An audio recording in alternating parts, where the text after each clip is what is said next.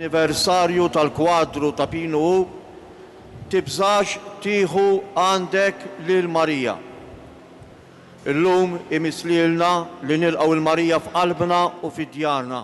U kien għalhekk li bħala Knisja f'Malta u Għawdex flimkien mar-Rajja Spiritwalitana inġbarna hawn f'dan is-Santwarju Nazzjonali tal-Madonna ta' Pinu biex inroddu ħajr lil Alla għal tant grazzi li xerred fuqna tul dawn l-4 sekli li din ġbija għażiża u mirakoluża ilha fostna. Inqumu bil-wifqa biex permezz tal-kant tal-innu tas-Sena Marjana nakkompanjaw lill-isqfijiet flimkien mas-saċerdoti fil-mixja tagħhom lejn il-kwadru tal-Madonna għat-talba tas-supplika.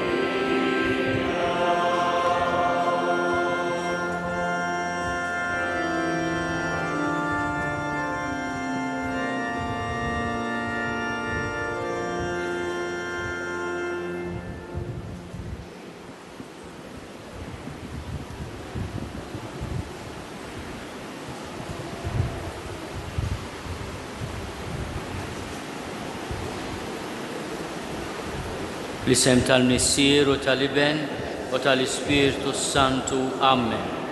Supplika lil Madonna ta' Pinu. O Marija, f'dan il-jum għażiż infakru s-sejħa li għamiltinna fis-Santwarju ta' Pinu permezz ta' Carmen Grima u Franġisk Portelli sabiex inqimu lilek fil-misteru tal-mewt u l-assunzjoni glorjuża tiegħek fis-sema, kif ukoll lill-Ibnek Ġesu Kristu feddejtana li minħabba dnubietna ġarr is-salib u ġarra b'dbatija l-iktar ħarxa. Għalhekk nixteħtu f'riġlejk u bil-ħerqa kollha ta' qalbna nitolbuk tisma' trejdna. Inres qudiemek it-talbum li tagħna li nfusna l-familja tagħna, għat-tfal, iż-żgħażagħ, il-morda u x-xjuħ għal dawk kollha li huma mġarbin. Għatina l-faraġ u l-paċi li neħtieġu f'din il-ħajja. Iżda fuq kollox għamel li fuq l-eżempju ta' Kristu u tiegħek nitalmu ngħixu ħajja qaddisa u nġorru bis-sabar is-salib tagħna ta' kuljum sabiex mewtna tkun għalina modija li twassalna fil-glorja miegħek fis-sema. Amen. Slim għalik, Marija, bil-grazzja mimlija, il-mulej miegħek, imbirka inti fost in-nisa, imbirek il-frott tal-ġuf tiegħek Ġesu. Qaddisa Marija Omm Alla, itlob għalina mid-inbin, issa u fis-sija tal-mewt tagħna. Amen. O Marija tempju ħajta innoċenza, lilek li rbaħ tal-kollox id-dnub u żbaqt lill-anġli fis-safa ma kienx tistħoqlok il-pina tal-ħtija.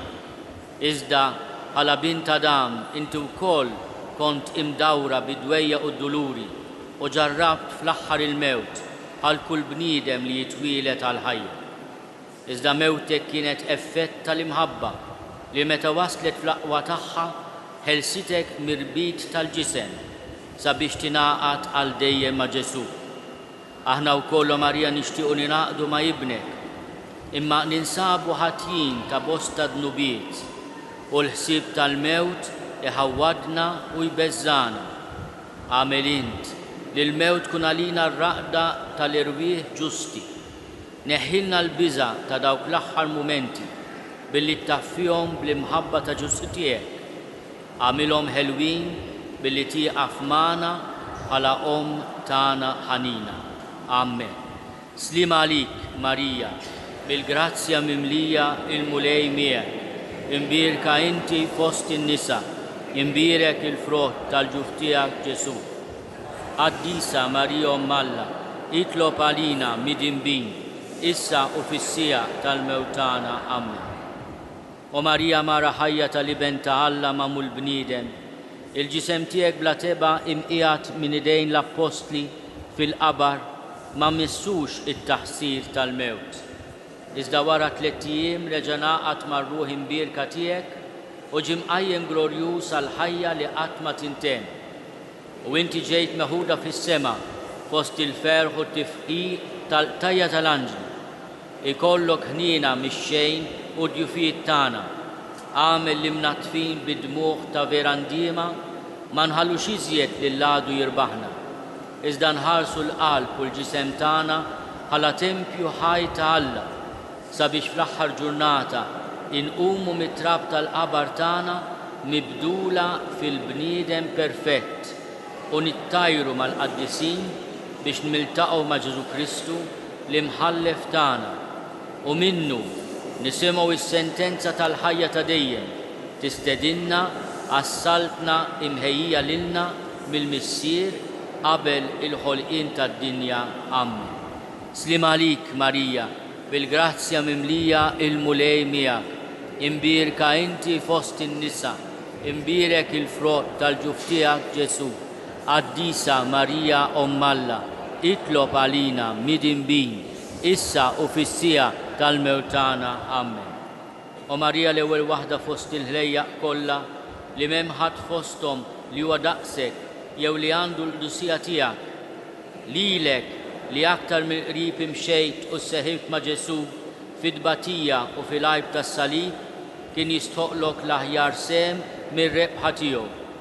Illum tinsab fuq il-kori tal-anġli fil-leminija ta' ibnek inkurunat mit-Trinità Qaddisa li qiegħdet fil-idek kull seta fis-sema u fl-art. Permezz tiegħek, o Marija, infetħu għalina bwieb is-sema. Fidejk Kristu ħalla t-teżori tal-grazzja u l-frott tas-salvazzjoni li kisbilna bil-passjoni, il-mewt u l-qawmin tiegħu. Salvana mela li żjed ħelwa u ħanina fost l-ommijiet. Jinżnu fuqna minn idejk it-teżori tal-grazzja ta' Alla. Għatina l-indiema ta' dnubietna, għamel li l-iben ħanin tiegħek ikun ħanin magħna. Iġbidna wara d-dawl tal-qdusija ta' ħajtek u wettaqna biex hu anfaslu ħajjitna biħrara dejjem ġdida. Hekk kif issa nqimu bl-imħabba, bil-ferħ u bit-tifħir, jistoqilna ġurnata li niġu nirringrazzjawk fis-sema u jkollna sehem mill-kuruna tiegħek billi ngawdu l-Alla għal dejjem. Amen. Slim għalik Sultana, Om tal-ħnina, ħajja ħlewwa ta' matana, slim għalik, lilek ingħajtu għaliex aħna turufnati u li teva. Lilek aħna nibqu nolfqu f'dan għal-wiet ta' dmuħ. Mela avukata tagħna, dawwallejna dawk l-għajnejn tiegħek tal-ħnina. Urina wara dan turufnament lil Ġesu frott imbirek tal-ġuf tiegħek. O ħanina, o pija, o ħelwa, Verġni Marija. Sitna Marija ta' Pinu, itlob għalina. Sitna Marija ta' Pinu, itlob għalina. Sitna Marija ta' Pinu, itlob għalina.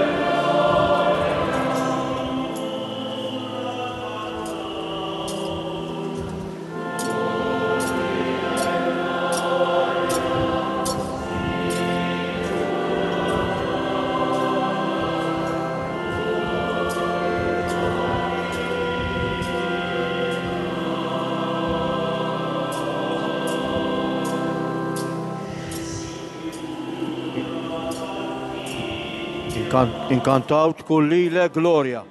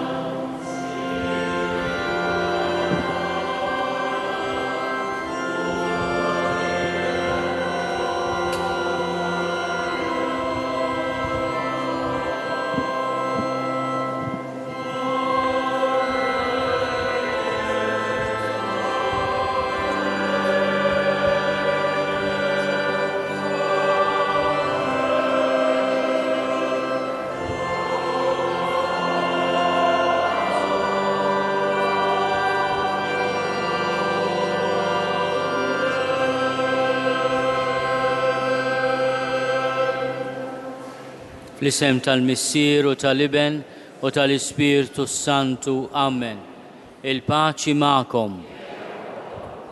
Ħuti, aħna u nibdew di l-Ewkaristija waqt li niċċelebraw l-400 sena mill-miġja tal-kwadru Aziz tal-Madonna ta' Pinu, dan il-post qaddis mażul minn Alla.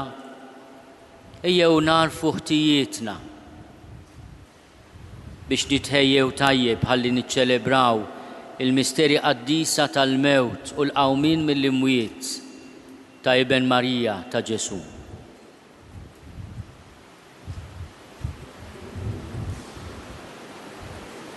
Nistqar l-Alla li jista' kollox u lilkom ħuti li jiena dnibt ħafna bil-ħsieb, bil-kliem, bil-emil u billi ħallejt mirjieti.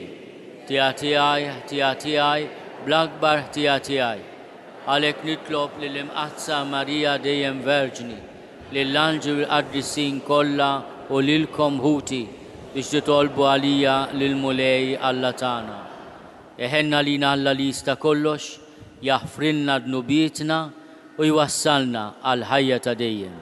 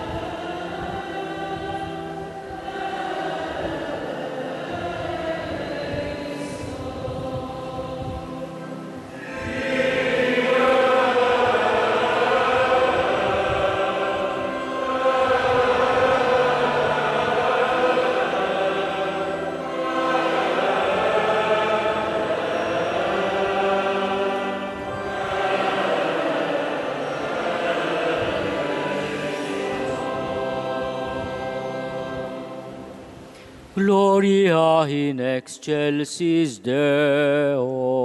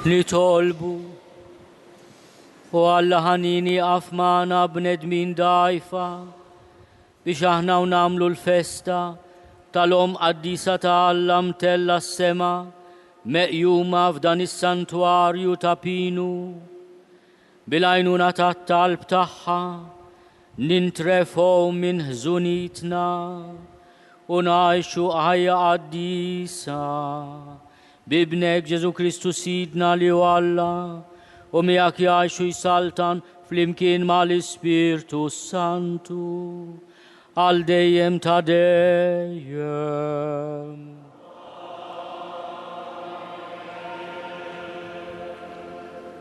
Nafżaw il-dawk li għadu bil-wif għal sabiex jelsu l-qoddim bifittxu il għaliex għatfadal postijiet vojta fil-bankijiet.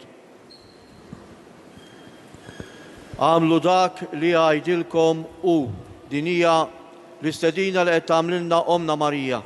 Issa huwa l-mument li nisimgħu dak li jrid jgħidilna l-feddej tagħna. Niftħu moħħna u qalbna għal dina il-kelma tal-ħajja. Qari mill-ktieb tal-profeta Zakkarija.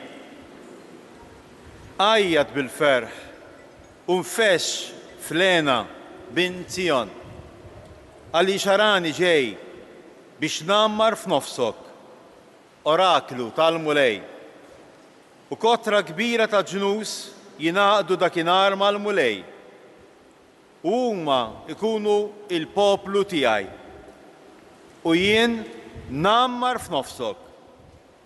Imbagħad inti taraf li l-mulej tal-eżerċiti batni għandek u l-mulej jieħu l-Ġuda bħala semu mill-wirt fl-art imqazza u jerġa' jaħtar lil Ġerusalemm.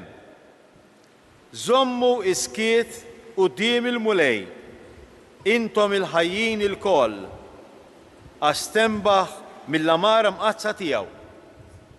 Il-kelma tal-mulej.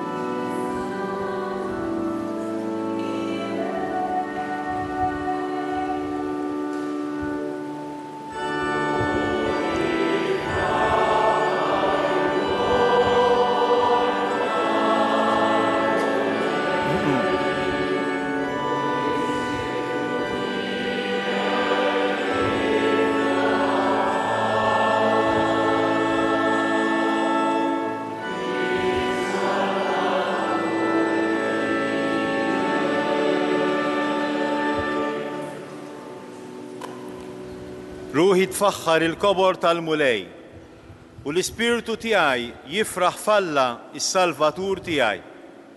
Għax hu xeħet għajnejh fuq iċ-ċokon tal-qaddejja tiegħu. Iva minn issa l-qudiem kull nisel isejjaħli ħinja għax is-Setani għamel miegħi ħwejjeġ kbar. Qaddis hu l-isem tiegħu.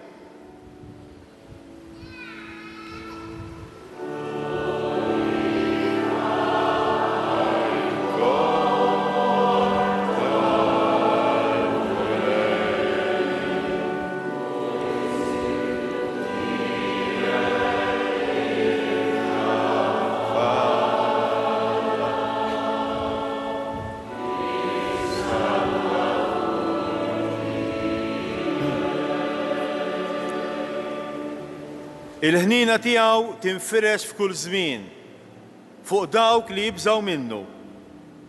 Huwa wera l-qawwa ta' driegħu, xerret il dawk li huma mkabbra f'qalbhom. Niżżel is-Setani minn fuq it-tron u olla ċkejknin. Mela b'kull ġid il-min huwa bil-ġuħ u l-onja bagħthom il-barra b'xejn.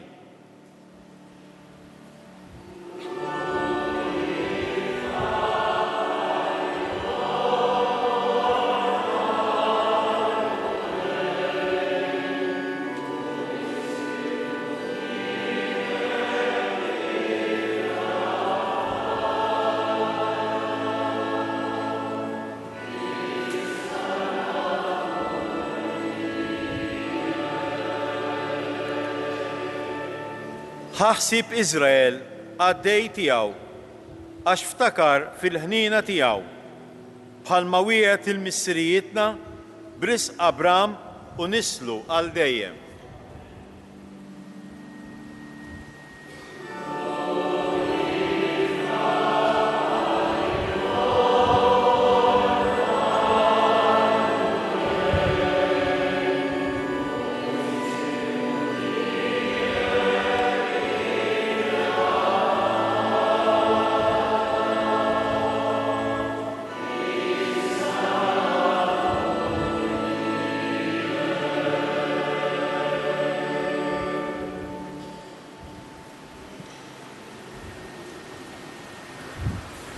Qari mill-ktieb tal-Atti tal-Apostli. Wara li Ġesu tela is-sema, l-Apostli reġgħu lura lejn Ġerusalemm mill-għolja imsejħa taż-Żebbuġ li hi l-bogħod mill-belt daqs il-mixja tas-Sibt, jiġifieri xi nofs mil. X'ħin daħlu l-belt, telaw fil-kamra ta' fuq tad-dar fejn kienu joqogħdu. Huma kienu Petru u Ġwanni, Ġagbu u Indri, Filippu u Tumas, Bartilmew u Mattew, Ġagbu bin Alfew u Xmun jgħidulu l-imħeġġeġ u Ġuda bin Ġagbu. U l-koll qalb waħda kienu jitolbu flimkien ma' xi nisa u ma' Marija om Ġesu u ma' qrabatu. Il-kelma tal-mulej.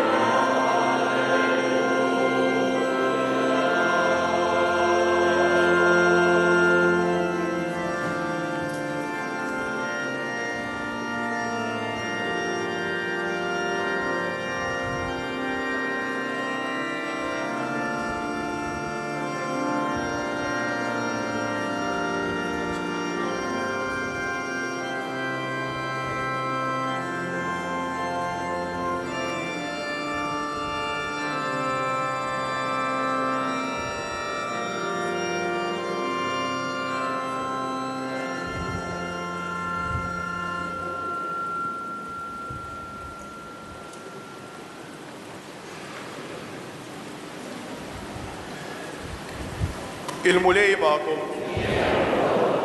Qari mill-Evanġelju skont San Ġwan.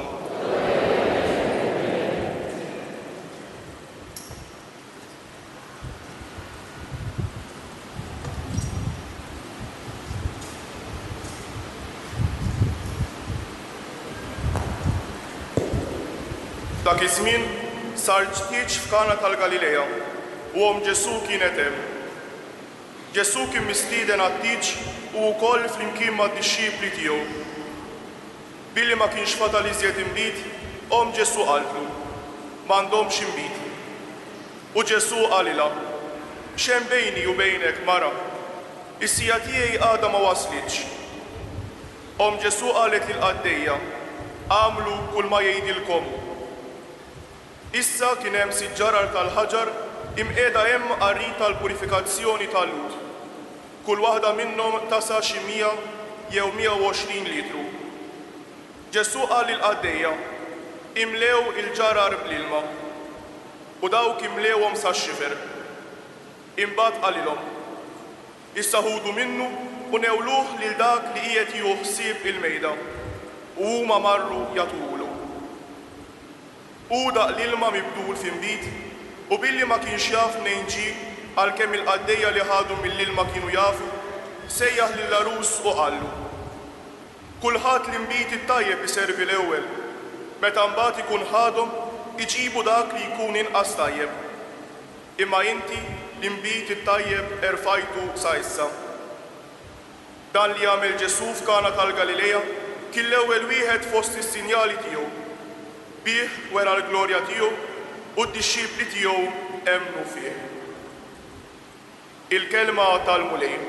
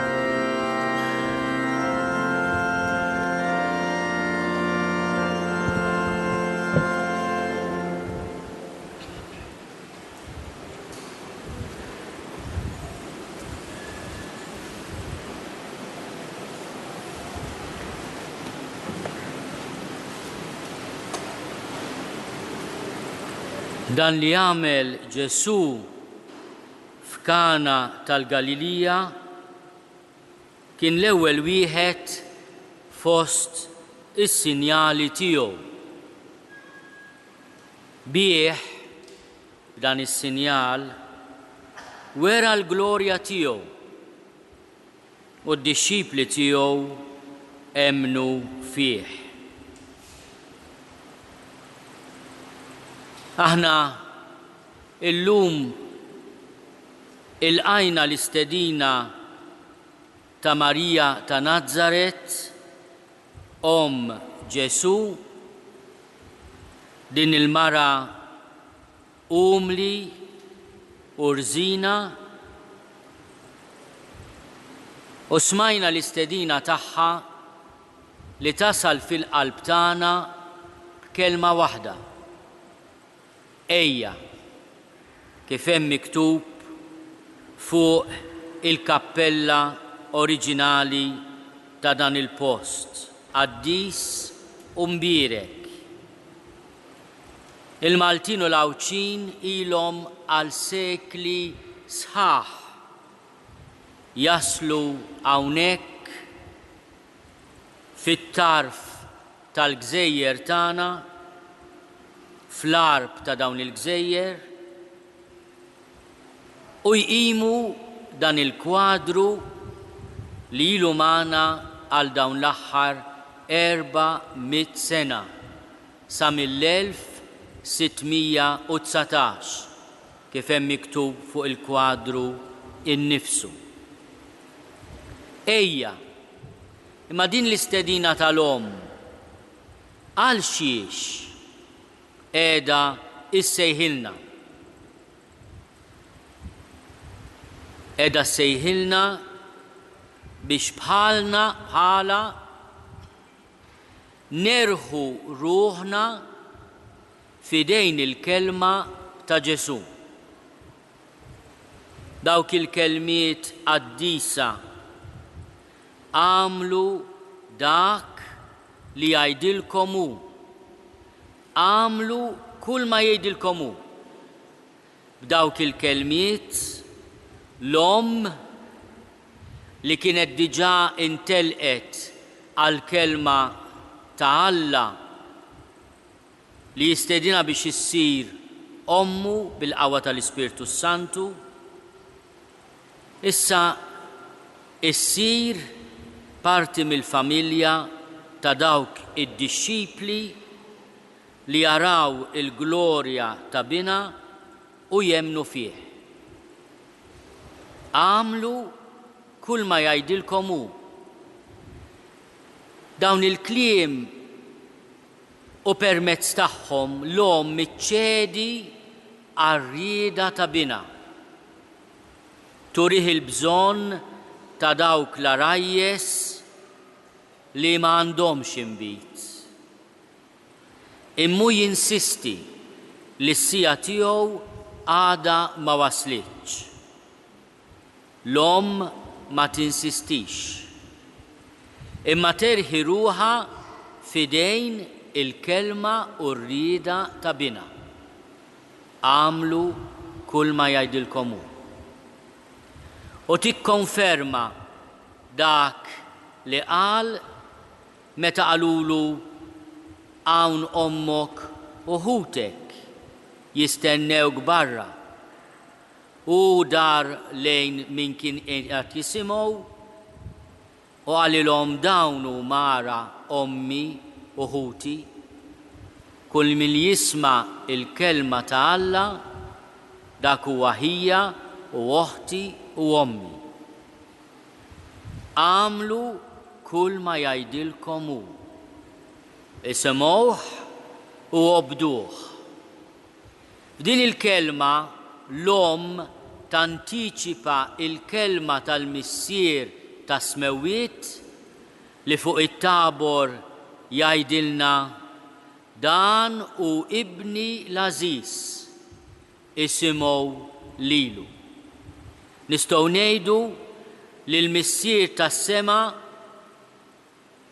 u l-om fil-ordni tan-natura jiltaqgħu meta jagħtuna l-istess parir. Għamlu kull ma jgħidilkom hu.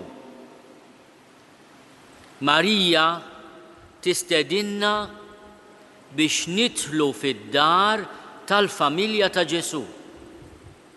Mhijiex binja kwalunkwe li tistedinna inżuru, tistedinna nidħlu fid-dar ta' bina. Insiru parti tas-sew mill-familja tiegħu. Meta fuq is-salib u jħares leha jilmaħ ukoll lill-oħta għax aħna nafu li taħt is-salib kif jgħidilna il-Vanġelu ta' San Ġwan kien hemm ommu, oħt ommu, Marija ta' Kleofa u nies oħrajn. Marija ma kienitx weħeda, kellha lill-oħta magħha. Imma Ġesu ma jafdajix lill-oħta, lill-familja li ġejja mid-demm, imma jafda lid-dixxiplu il-maħbub. Hawn i ommok, hawn u ibnek. L-għażla li Marija għamlet fit-tieġ ta' Kana li tissieħeb ma' dawk li jisimgħu il-kelma ta' bina u jagħmluha. Ġesu stess jikkonfermajilha fuq is-salib. Meta bħala l-familja tagħha il-ġdida ma jażillix iżjed il-qraba tagħha, imma id-dixxipli, anzi id-dixxiplu il-maħbub. Aħna wkoll irridu nirċievu minn Ġesu mhux biss id-don tal-aħwa li huma dawk li jisimgħu il-kelma ta' Alla u jagħmluha, imma wkoll id-don sabiħ tal-om li qabilna għażlet li tkun id-dixxiplu. Għażlet li tagħmel dak li jgħid liben. Liben ta' Alla magħmul bniedem fil-ġuf tagħha. U l-mulej mhux biss jifraħ fl-għażla ta' li kienet għażla ħielsa għax ommu kienet mingħajr teba ta' dnub. Kienet totalment ħielsa biex tgħażel li tissieħeb fil-familja l-ġdida ta' Bina. Imma kien jistħoqilha wkoll li għalina tkun sinjal tad-destin sabiħ li qed jistennina. Għaliex jekk Ġesu huwa l-ewwel frott tar-rebħa tal-imħabba fuq il-mewt, tal-ħajja fuq il-qerda, l-omm tiegħu Marija ta' Nażaret hija frott immedjat lill-ommu ta' il-privileġġ li ma tarax it-taħsir tal-qabar. I li ma kienx taf x'inhu t-taħsir ta' dnub għaliex Alla permezz tal-merti ta' Bina stess ħarisa mid-dnub. Hekk ukoll bil-merti tal-mewt u l-qawmien tal-istess Bina Marija tiġi mħarsa mit-taħsir tal-qabar. Hawnhekk fl-1883 Carmine Grima u Franġis Portelli semgħu vuċi li tistedinhom jersqu lejn il-kappella, jidħlu għat-talb, jitolbu 3 avemarijiet ġieħi 3 ijiem li Sitna Marija għamlet fil-qabar. Hawnhekk fl-1883 ingħatatilna din l-istedina ħelwa. Ejja, kun inti wkoll membru sħiħ, qawwi, konvint tal-familja ta' Ġesu. Aħna li noddu lilna nfusna mal-imamdin, illum Marija qed issejħilna biex ngħixu il-mamudija tagħna. Aħna mazzin fi Kristu, ngħixu fih, nowmu fil-ħniena tiegħu. Ejjew inħalluh jibdel il-ħafna ilma li għandna fiż-żinġli l-kbar tagħna fl-ilma fl-inbit il-ġdid li huwa tajjeb wisq. Inti l-inbit it-tajjeb erfajtu sa issa.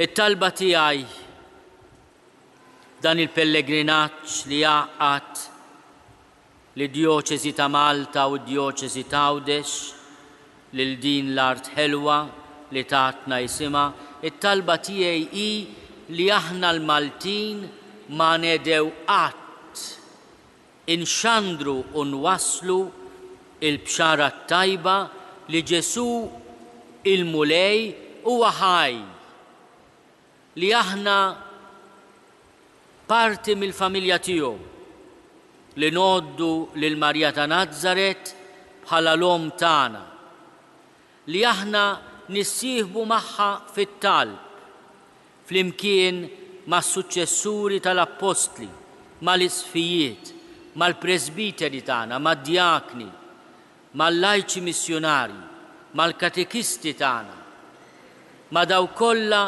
li jettieħdu il-kelma ta' Ġesu bis-serjetà f'ħajjithom u nitolbu biex fuq pajjiżna l-Ispirtu Qaddis tal-mulej jitfa' dejjem il-barka tiegħu, l-Ispirtu tiegħu ta' mħabba, ta' rażan, ta' tjieba, ta' qawwa.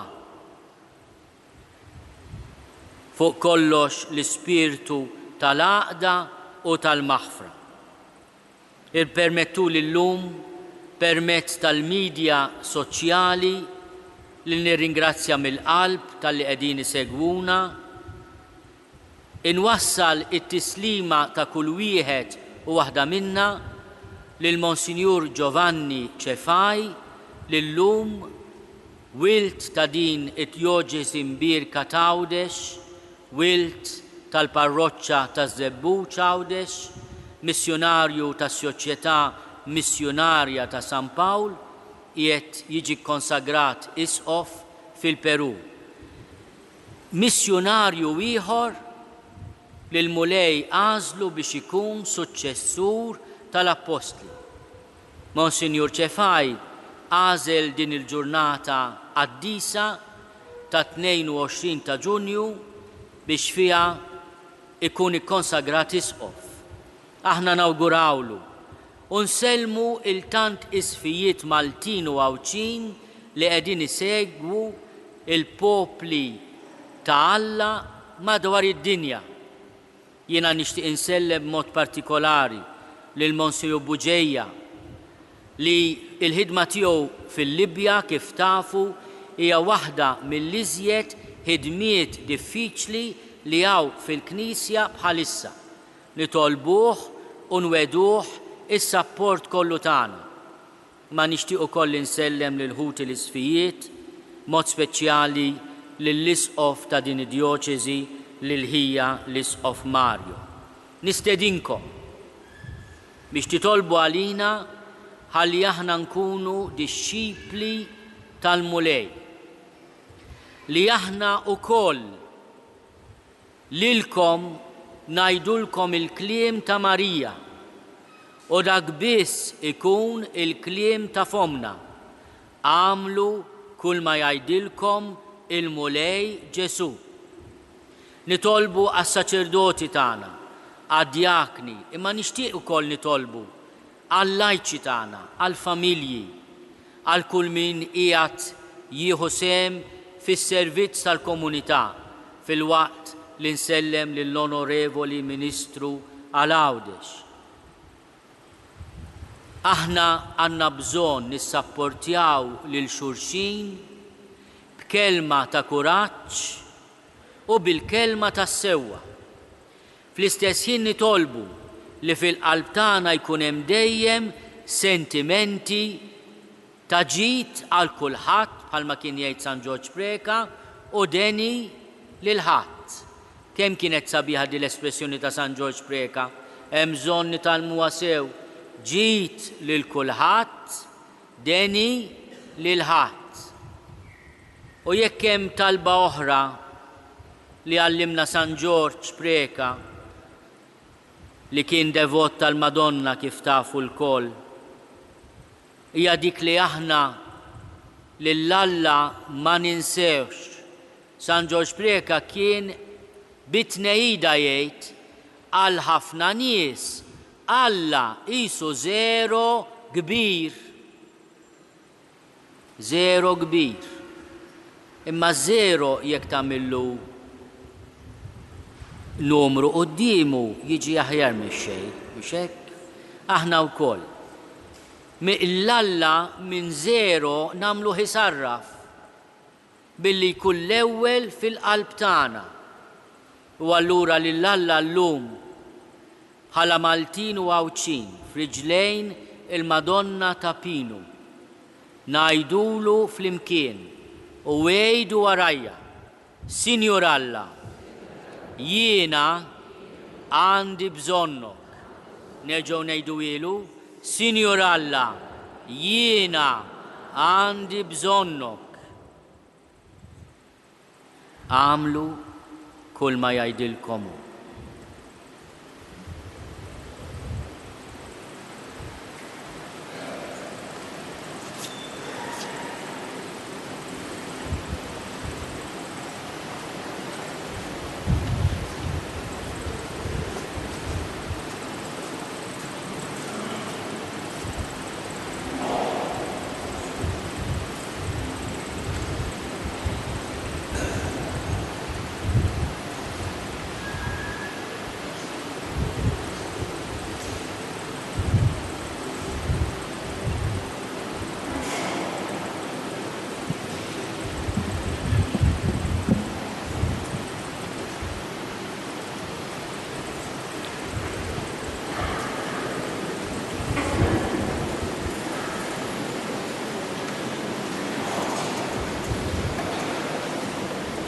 Jiena nemmen f'Alla wieħed il-Missier li jista' kollox li ħalaq is-sema u l-art, dak kollu li jidher u dak li ma jidirx. U f'Mulej wieħed Ġesu Kristu, Iben waħdini ta' Alla, imnissel minn Missier qabel kull żmien. Alla minn Alla, dawl minn dawl, Alla veru minn Alla veru. Imnissel mhux magħmul, natura waħda mal-Missier u bih sar kollox. Niżel mismewwiet għalina l-bnedmin u għal-fidwa tagħna. U ħal ġisem bis-seta tal-Ispirtu Santu minn Marja Verġni u sar bniedem. Salbuh għalina bata taħt Ponzju Pilatu, miet u difnuh, u fit-tielet jum qam minn bejn l-imwiet skont il-kodba mqazza. U tela s-sema u jgħat fuq il-lemin tal-Missier u għandu jeġa jiġi bil-glorja biex jagħmel ħaq bil-ħajjin u mill-mejtin. U s-saltna tiegħu ma jkollix tmiem. U fl-Ispirtu Santu mulej li jagħti l-ħajja li ġej mill-Missier u mill-Iben. Jum mweġġa flimkien mal-Missier u mal-Iben u li tkellem fom il-profeti. U fi Knisja waħda qaddisa, kattolika, apostolika, nisqar mudija waħda għal maħfra ta' dnubiet u nistenna l-qawma mill-imwiet u l-ħajja ta' żmien li ġej. Amen. Ħuti eżis, miġburin faqda ta' mħabba biex nagħtu ġieħ lill-Alla li joġbu jippermetti li Ommu Marija issejjaħ lil Karmela Grima u lil Franġisk Portelli biex jiġu jżuruha f'dan il-post imqaddes u hekk tistieden lilna. Nitolbuk mulej biex bil-qawwa tat-talb tagħha bħala nagħmlu dejjem ir-rida tiegħek u hekk ikollna sehem magħha fil-glorja tas-sema.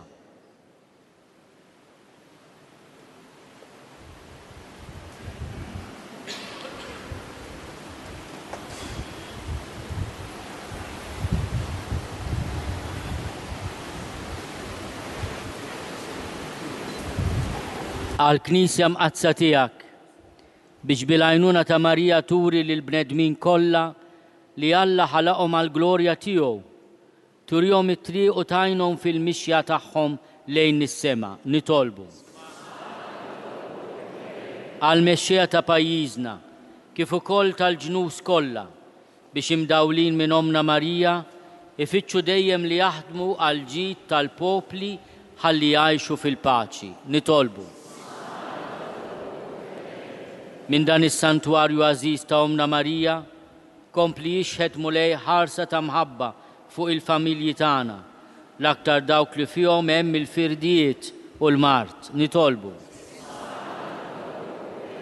ħajkun il-leħen ta' Omna Marija stedina żgħażagħ tagħna sabiex fis-skiet ta' dan is-santwarju jitalmu jisimgħu u jwieġbu għall-kelma tiegħek. Nitolbu minn fuq is-salib intajtna lill-ommok biex tkun omna, żomna taħt il-ħarsa materna tagħha, ħatkun għalina gwida u għalliema spiritwali fil-mixja tagħna lejn is-sema. Nitolbu Omulej Alla tagħna li joġbok issejħinna biex niġu f'dan il-post qaddis li minnu bl-interċessjoni tal-Verġni Marija mollija s-sema ixxerret qatt kbir ta' grazzi fuqna, għatina qalb safja u twajba ħalli nikbru fil-fidi u mmexxin mill-kmandamenti tiegħek, nitalbu nħobbu lilek fuq kollox u lil ħutna bħalna nfusna bl-istess Kristu Sidna. Mal-offerti tal-ħobs u l-imbit ejjew nresqu l-familji ta' Malta u Għawdex u bħal Marija nitolbu l-mulej ifawwar lil kull membru bis-slim tiegħu, paċi u ferħ li hu biss jaf jagħti.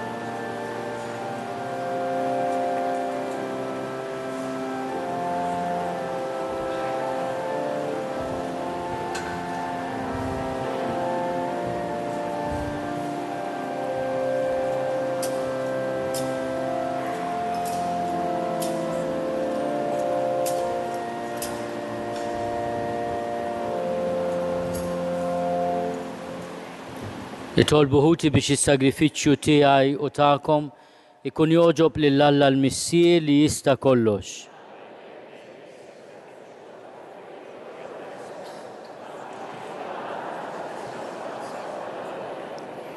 Ferħanin bil-festa ta' ibnek, nofrulek mulej is-sagrifiċċju ta' tifħir biex din il-qima qaddisa u l-grazzja tiegħek niksbu dejjem iżjed il-frott tal-fidwa tagħna bi Kristu Sidna.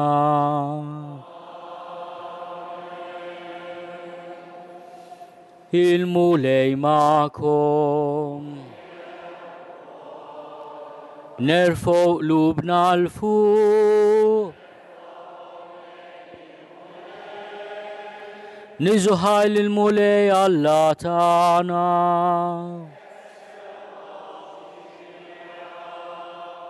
Sewa u xira tassew mulej Missier Addis, Alla ta' dejjem li tista' kollox, tajjeb u taġi tas-salvazzjoni tagħna, li dejjem u kull imkien inrodulek ħajr, u nfaħruk u nberkuk, waqt li qegħdin nagħtu ġieħ lill-Verġni Mqazza Marija. Bil-qalb bla teba jilaqat fil-verb tiegħek, u stħoqilat nislu fil-ġuf tagħha ta' verġni. Tat li d-dinja l-dak li ħalaq kollox, u hekk waqfet mal-Knisja fil-bidu tagħha. Ma' ġenb is-salib laqat l-aħħar xewqat tal-imħabba ta' Alla għalina biex tħares bħala wlieda l-bnedmin kollha. Imnislina l-ħajja tas-sema bil-mewt ta' Kristu. Sieħbet it-talb tagħha ma' dak tal-Apostli. Hija magħhom kienet tistenna l-miġġija tal-Ispirtu mwiet. U hekk saret iġbija tal-Knisja titlob. Imtella fil-glorja tas-sema, bimħabba ta' omti uħsib il-Knisja fid-dinja u tħarisa fil-mixħja tagħha lejn is-sema sa ma jasal jum il-mulej fis-seb kollu tiegħu. Għalhekk flimkien mal-anġli u l-qaddisin kollha intennulek l-innu ta' tifħir u ngħidu bla ħeda.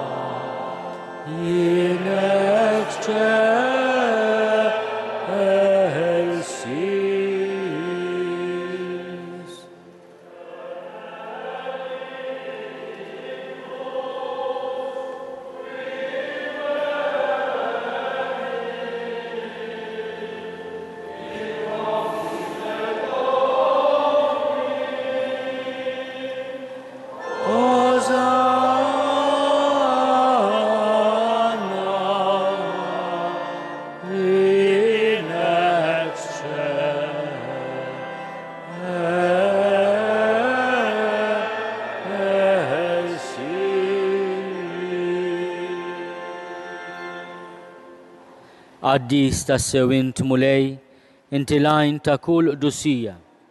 Qaddes għalhekk nitolbuk dawn l-offerti bil-barka tal-Ispirtu tiegħek biex isiru għalina il-ġisem u d-dem ta' Sidna Ġesu Kristu. Li meta kien se jingħata biex min rajħ ibati, ħal ħobs, ratt il-ħajr, qasam, tal id-disċipli tiegħu u qal: ħudu u kulu l-koll minn dan, għax dan huwa ġismi li jingħata għalikom.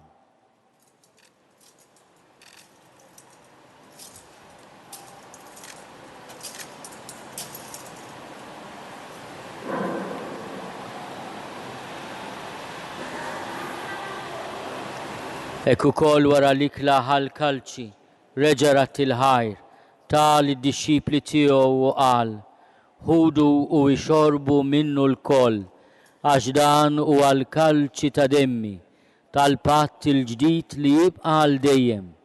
Id-dem li jxerret għalikom u għal-bnedmin kollha, għal-maħfra ta' dnubiet. Għamlu dan tifkira tiegħi.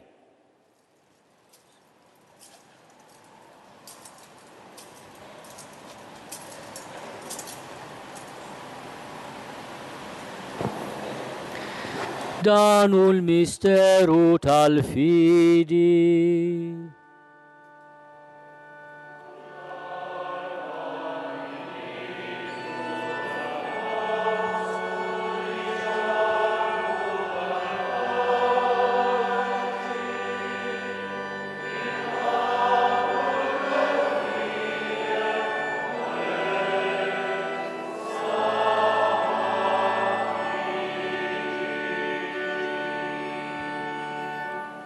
Għalhekk aħna u nagħmlu dan tifkira tal-mewt u l-qawmien ta' Sidna Ġesu Kristu.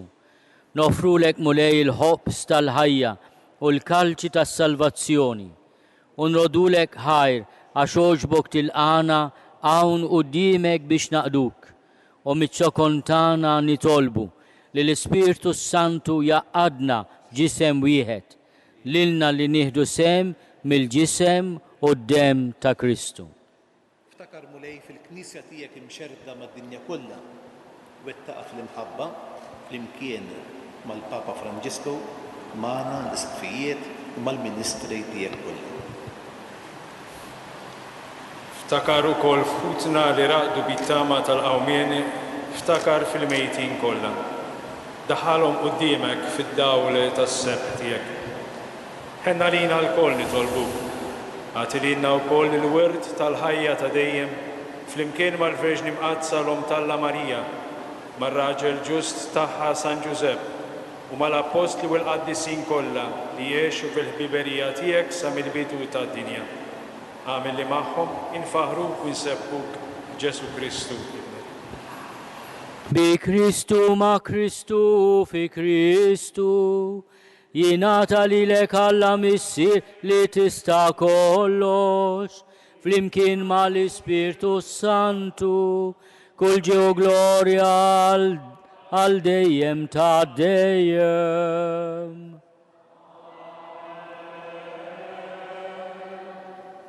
Ejjew nitolbu, kif għallimna u ridna nagħmlu liben ta' Alla Ġesu għas-salvazzjoni tagħna. Missierna li inti fis-smawiet jitqaddes ismek, tiġi saltnatek, ikun li tritin kif fis-sema hekk fl-art. Ħobżna ta' kuljum għatina llum, aħfrilna dnubietna bħalma naħfru lil minu ħati għalina. La ddaħħalniex fi tiġrib iżda eħlisna mid-deni. Eħlisna nitolbuk mulej minn kull deni. Għatina fit-tiebor ħnina tiegħek il-paċi fi żmienna biex inkunu ħielsa dejjem mid-dnub u mħarsa minn kull inkwiet. Aħna u nistennew u nittamaw ilejna u l-miġja tas-Salvatur tagħna Ġesu Kristu. Mulej Ġesu Kristu li għadt lill-apostli tiegħek, inħallilkom is-sliem, natikom is-sliem tiegħi. La tħares lejn dnubietna, iżda ħares lejn il-fidi tal-Knisja tiegħek. Għati jaslimu l-għaqda li intrid fiha, int li tgħixu s-saltan għal dejjem ta' dejjem. Il-paċi tal-mulej tkun dejjem magħkom.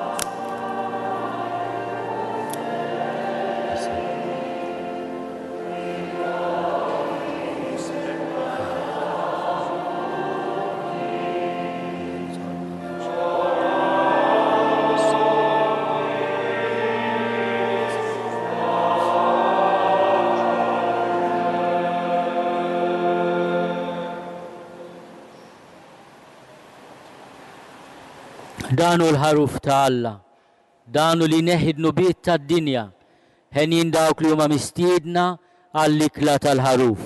Mulej ma jistoqlix li tidħol taħt is-saqaf tiegħi.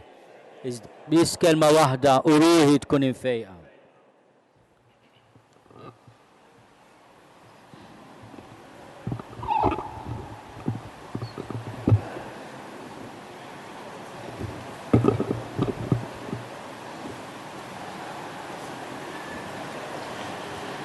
Ħenjin intom il-mistidina għal dil-ikla tal-mulej. Il-Knisja bħal Verġni Marija hija l-qaddejja tal-mulej li ta' kuljum tmantni lill-ulida bl-ikel tal-ħajja ta' dejjem. Nersqu nirċievu dan il-ħobs bil-ġabra waqt qarbin infittxu l-aqreb saċerdot.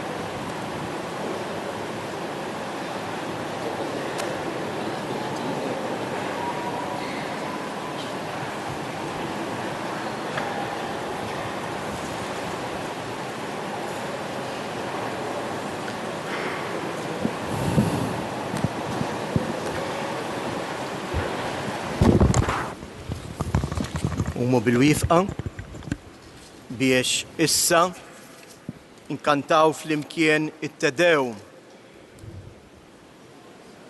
Għandkom il-karti, aħna is-saċerdoti jgħidu l-kliem bil-Malti u aħna nkantaw ir-ritornell Laudate Omnes Gentes.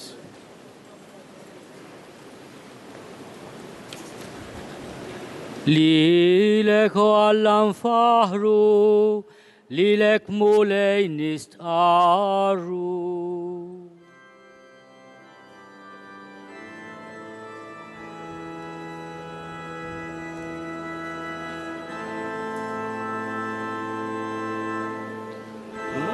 Laudate omnes Deus, laudate Dominum, omnes gentes, laudate, laudate Dominum, laudate Dominum, omnes gentes,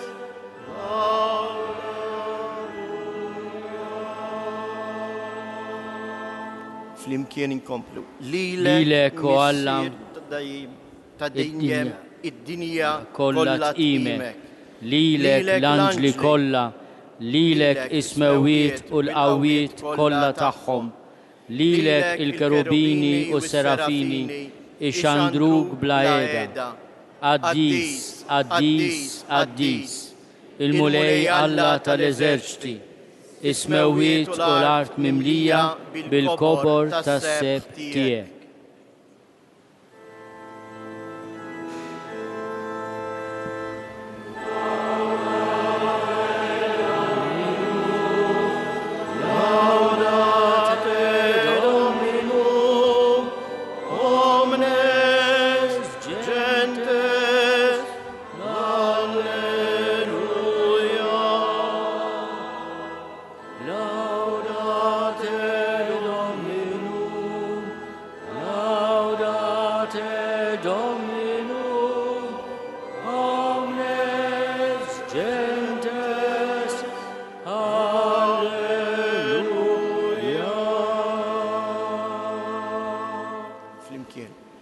Lilek faħħar il-ġema tal-Apostli, lilek ifaħħar il-azzabiħ tal-Profeti, lilek ifaħru il-tajja tal-martri rebbieħa kollhom bjuda.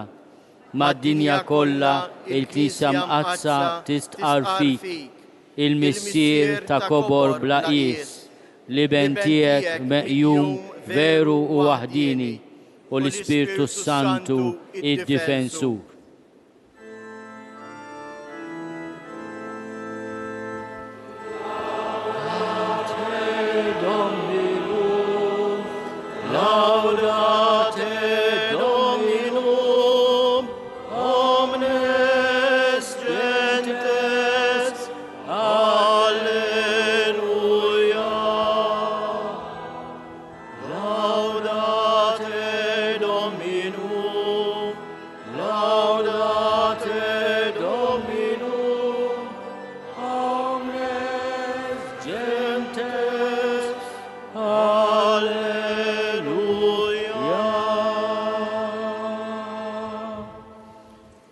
Kristu, inti s-Sultan glorjus, inti minn dejjem bin il-missier, in biex teħles lil-bniedem ma smerrejx tinżel f'ġuf ta' verġni. Int ħriġt rebbieħ fuq is-seta tal-mewt u ftaħt is-saltna ta' smewiet għal min jemmen. Alleluia.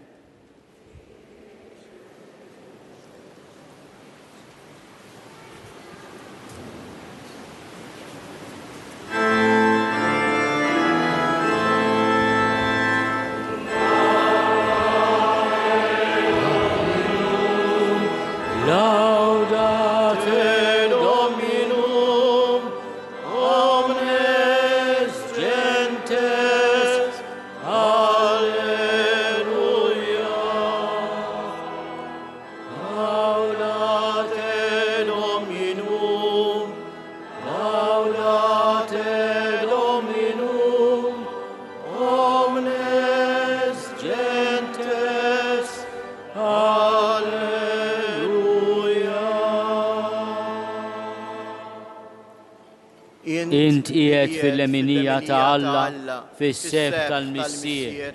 Aħna nemmnu li int qatt terġa' tiġi bħala mħallef. Nitolbuk għalhekk li tajn lill-qaddejja tiegħek li jinfdej b'demmek il-għażiż. Għamel li nissieħbu mal-qaddissin tiegħek fil-glorja ta' dejjem.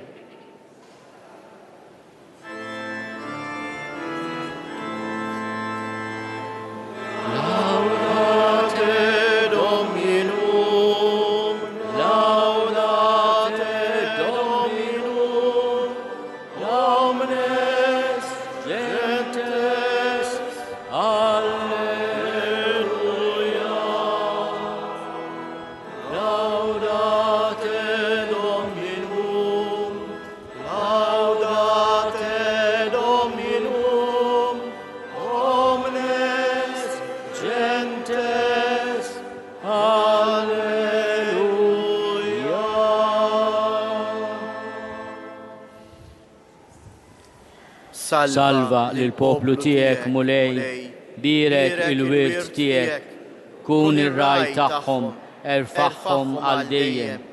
Min jum għal ieħor aħna nberkuk, u nfaħru ismek għal dejjem ta' dejjem ta' dejjem. Għamel mulej lillum inħarsu ruħna minn kull dnub.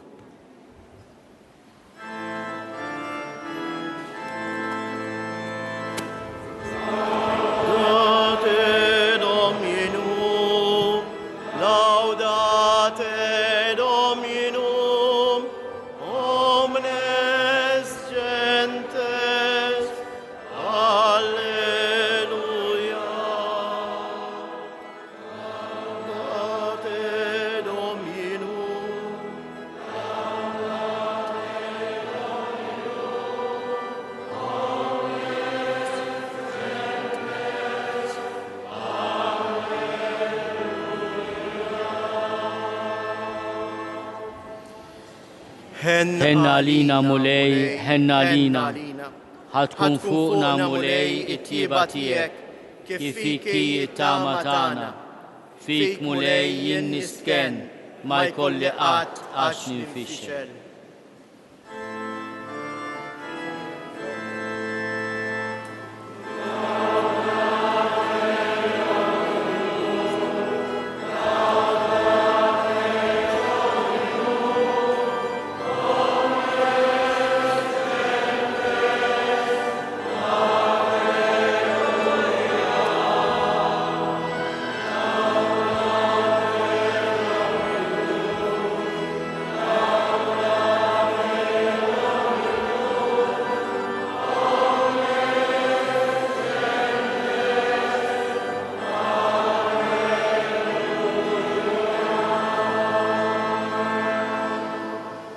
Nitolbu tqarbinna mulej bis-sagramenti tas-sema, aħna u niċċelebraw il-festa tal-Verġni Mqazza Marija ta' Pinu. Għamel fil-ħina tiegħek li aħna nimxu fuq il-passi tagħha u naqdu l-misteru tal-fidwa kif jixra bi Kristu Sidna.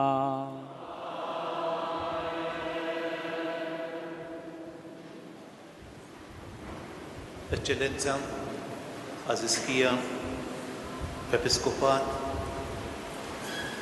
wieħed mit-tiet li sbieħ għandha l-Madonna il-Għaqda Mater Unitatis. U din it-talba tagħna flimkien dolodu hija xhieda li tant għandha bżonn is-soċjetà tagħna li aħna nkunu poplu wieħed. Nilqew u nozzu il-kelma li jettilna dolodu meta ħeġġiġtna biex bħal Marija aħna namlu dak li jgħidilna u dan mhux biss parejr għal min irid jgħix il-ħajja spiritwali imma għal kull min irid iħares id-dinjità tal-bniedem. Allura tajtna messaġġ li għalina jgħod ukoll din is-sena Marjana li qegħdin ngħixu bħala djoċesi. kif edna lill-poplu Talla fl-ittra pastorali tar-Randan, nerġa' intenni f'ismek fis-semħutej l-isfijiet u s-saċerdoti tibżewx tieħdu għandkom lil Marija. Tibżewx tieħdu għandkom lil Marija. Għax Marija l-preżenza tagħha tagħmel differenza kbira kif għamlet fit-tieġ ta' Kana, kif għamlet u qed tagħmel fl-istorja tal-ġens tagħna. Minn meta kif tenna l-Arċisqof hija għażlet dan il-post għad-dejs biex tiftaħ dialogu illi għadu għaddej. U bħala sinjal biex inti wkoll tieħu lil Marija għandek, jien għandi xi ħaġa għalejk ħaj jippreżenta jilek ir-rettut.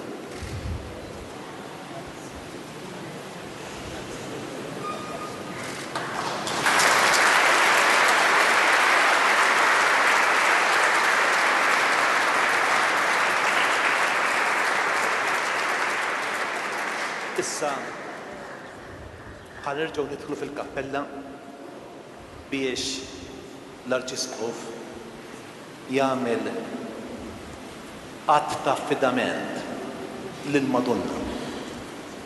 Qatt ta' affidament tal-knejjes tagħna, taż-żewġ djoċesijiet tagħna, imma aħna wkoll poplu wieħed, nazzjon wieħed.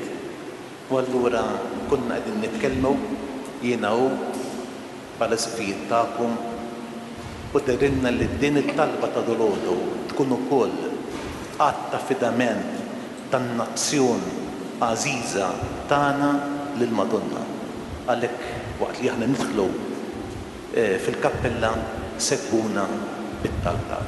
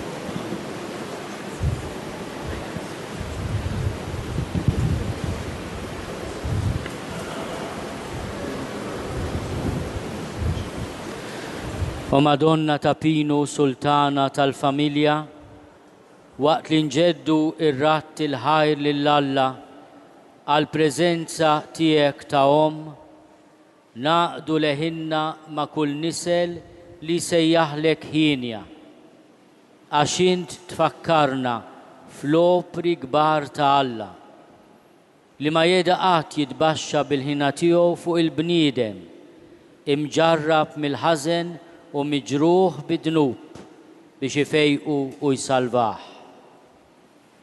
Imqazza Verġni Marija minn din id-dar tiegħek fi gżiritna, minn fej sejjaħtilna ejja, fakkarna li lena tiegħek u li tqarribna lejn ibnek Ġesu u li kontinwament isejħinna nimxu warajh u bil-qawwa tal-Ispirtu Santu jibatna inħejjulu triq. Il-għalek bit-tjiba tiegħek ta' dan lat ta' affidament li llum f'din is-sena Marjana aħna merħla ċkejkna fid-dan id-djoċeżi ta' Malta u ta' Għawdex f'din l-art ħanina l-om li tatna isima qegħdin nagħmlu b'tant fiduċja quddiem din ix-xbija tiegħek tant għażiża għalina. Aħna ċerti li kull wieħed u waħda minna u prezzjuż f'għajnejk u li xejn ma hu moħbi għalik minn dak li hemm fil-qlub tagħna. Itfa' fuqna l-ħarsa ħelwa tiegħek biex nirċievu tmellisa ta' tbissima tiegħek li tfarraġna. O Marija, il-Knisja, ħares lil din il-komunità b'dirajk setana, ħares lil pajjiżna, ħares lid-djoċeżijiet tagħna, birek u saħħa kull xewqa tajba, kebbes u kabbar il-fidi, ejn u dawwal it-tama, anqal u għajjex l-imħabba, mexxina l-koll fit-triq tal-Qdusija.